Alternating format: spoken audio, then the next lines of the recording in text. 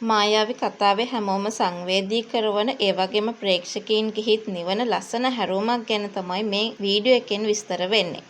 ඇත්තටම අම්මා හිතාමතාම සංකල්පක වැරද්දක් නොකරපු බවත් ඇය පවුලේ කියපු නිසා රහසක් රැකගෙන හිටිය විතරයි කියන එකත් මෙන්න මෙතනදී අපිට හෙළි වෙනවා.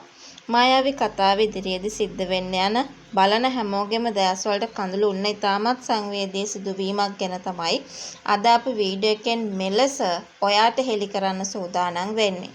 හැමෝම හිතාගෙන ඉන්න මේ සිද්ධිය වෙච්ච හැම ප්‍රශ්නයකටම වක් කියන්න ඕනේ අම්මා කියලා. හැබැයි ඇත්තටම කිව්වොත් අම්මා කිසි වැරද්දක් කළා නැහැ. මේ හැම රැවටීමම කළේ අම්මගේ ගෙදර කට්ටිය එකතු වෙලා. ඒගොල්ලෝ තමයි සැබෑ තත්ත්වය සංගවලා මේ විදිහට ශිරන්තට අම්මව විවාහ කරලා දීලා තියෙන්නේ. ඉතින් තමන්ගේ පවුල් අයට හංගන්න කියපු ඒ රහස අම්මා මෙච්චර කල් හංගගෙන හිටියේ මන්දෝදරියට කරදරයක් වෙයි කියලා හිතුන හින්දා.